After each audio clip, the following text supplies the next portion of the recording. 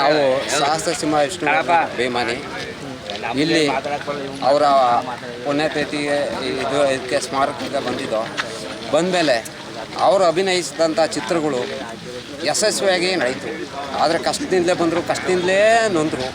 ಜೀವನದಲ್ಲಿ ಎಲ್ಲ ನೊಂದು ಬೆಂದು ಎಲ್ರಿಗೂ ಬಡವ್ರಿಗೆಲ್ಲ ಹೆಲ್ಪ್ ಮಾಡಿದ್ರು. ಆದರೆ ಹೋಗ್ಬೇಕಾದ್ರೆ ಏನೂ ಒತ್ಕೋಗಿಲ್ಲ ಅವ್ರ ಪಾಪ. ಅದೇನು ಮಾಡೋಕ್ಕಾಗುತ್ತೆ ಪರಿಸ್ಥಿತಿ, ಒಬ್ರಿಗೆ ಕೊಡ್ತಾನೆ, ಒಬ್ರಿಗೆ ಕಿತ್ಕೊತಾನೆ.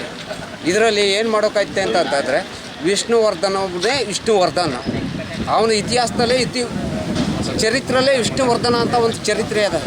ಆ ಚರಿತ್ರೆ ಬಂದಿರೋದು ಯಾವಾಗ? ವಿಷ್ಣುವರ್ಧನ್ ಕಾಲದಲ್ಲಿ ಹೊಯ್ಸಳರು ಇವರು ಎಲ್ಲ ಆಳ್ತಿದ್ದಾಗ ಆಗಲೇ ಆ ಹೆಸರು ಬಂದವರು ಅವರು.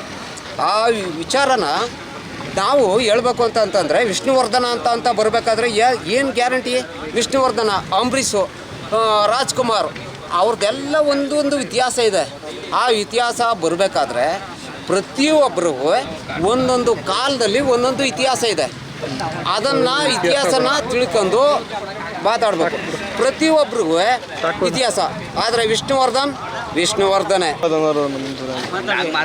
ನಾವು ಸಹಸ್ರಸಿಂಹ ವಿಷ್ಣು ಬೇಮಾನಿ ಇಲ್ಲಿ ಅವರ ಪುಣ್ಯತಿಥಿಗೆ ಇದಕ್ಕೆ ಸ್ಮಾರಕಕ್ಕೆ ಬಂದಮೇಲೆ ಅವರು ಅಭಿನಯಿಸಿದಂಥ ಚಿತ್ರಗಳು ಯಶಸ್ವಿಯಾಗಿ ನಡೆಯಿತು.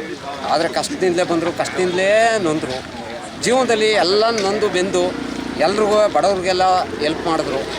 ಆದರೆ ಹೋಗ್ಬೇಕಾದ್ರೆ ಏನೂ ಒತ್ಕೋಗಿಲ್ಲ ಅವ್ರ ಪಾಪ. ಅದೇನು ಮಾಡೋಕ್ಕಾಗುತ್ತೆ ಪರಿಸ್ಥಿತಿ, ಒಬ್ರಿಗೆ ಕೊಡ್ತಾನೆ, ಒಬ್ರಿಗೆ ಕಿತ್ಕೊತಾನೆ. ಇದರಲ್ಲಿ ಏನು ಮಾಡೋಕ್ಕಾಗುತ್ತೆ ಅಂತಂದರೆ ವಿಷ್ಣುವರ್ಧನ್ ಒಬ್ಬನೇ ವಿಷ್ಣುವರ್ಧನ್. ಅವನ ಇತಿಹಾಸದಲ್ಲೇ ಚರಿತ್ರೆಯಲ್ಲೇ ವಿಷ್ಣುವರ್ಧನ ಅಂತ ಒಂದು ಚರಿತ್ರೆ ಅದ.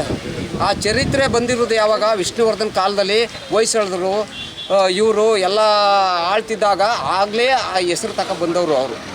ಆ ವಿಚಾರನ ನಾವು ಹೇಳ್ಬೇಕು ಅಂತಂದರೆ ವಿಷ್ಣುವರ್ಧನ ಅಂತ ಬರಬೇಕಾದ್ರೆ ಏನು ಗ್ಯಾರಂಟಿ? ವಿಷ್ಣುವರ್ಧನ, ಅಂಬರೀಷು, ರಾಜ್ಕುಮಾರ್ ಅವ್ರದ್ದೆಲ್ಲ ಒಂದೊಂದು ಇತಿಹಾಸ ಇದೆ. ಆ ಇತಿಹಾಸ ಬರಬೇಕಾದ್ರೆ ಪ್ರತಿಯೊಬ್ಬರಿಗೂ ಒಂದೊಂದು ಕಾಲದಲ್ಲಿ ಒಂದೊಂದು ಇತಿಹಾಸ ಇದೆ.